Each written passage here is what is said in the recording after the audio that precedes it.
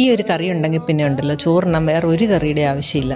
അത്രയ്ക്കും ടേസ്റ്റാണ് ഈ കറിക്ക്. നമ്മുടെ വീട്ടിൽ ബാലൻസ് വരുന്ന പച്ചക്കറികളെല്ലാം കൂടെ എടുത്തിട്ട് ഇതുപോലൊന്ന് കറി വെച്ച് നോക്കി. ഒരു സവാള എടുത്ത് നൈസായിട്ടൊന്ന് അരിഞ്ഞിട്ട് അല്പം വെളിച്ചെണ്ണയും കൂടെ ചേർത്ത് ഒന്ന് വഴറ്റുന്ന സമയത്ത് ബാക്കിയുള്ള പച്ചക്കറി എല്ലാം കൂടെ ഇതുപോലെ നീളത്തിലൊന്ന് അരിഞ്ഞെടുക്കുക. തക്കാളി മാത്രം ഒന്ന് പൊടിയായിട്ട് അരിഞ്ഞെടുത്തോണേ. ഇനി നമ്മൾ വഴറ്റാൻ വെച്ചിരിക്കുന്ന സവാളയിലേക്ക് അല്പം മഞ്ഞൾപ്പൊടി ഉപ്പും കൂടെ ചേർത്തിട്ട് ഒന്ന് ഇളക്കിയതിന് ശേഷം അതിലേക്ക് ഈ അരിഞ്ഞു വെച്ച പച്ചക്കറി എല്ലാം കൂടെ ചേർത്ത് കൊടുക്കുക. ഇനി പെട്ടെന്ന് വെള്ളമൊന്നും ചേർക്കില്ലേ, തക്കാളി ഒന്ന് സോഫ്റ്റ് ആകുന്നിടം വരെ ഒന്ന് വഴറ്റി കൊടുക്കണം.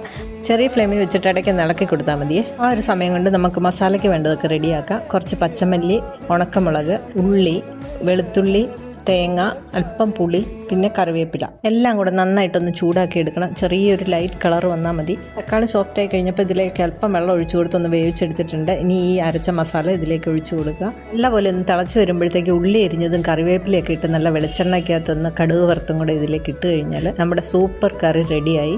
കൂട്ടുതീയൽ എന്നാണ് ഞാനിതിന് പറയുന്നത്. ഡീറ്റെയിൽഡ് വീഡിയോ ചാനലിൽ അപ്ലോഡ് ചെയ്തിട്ടുണ്ട്, കാണാൻ മറക്കല്ലേ.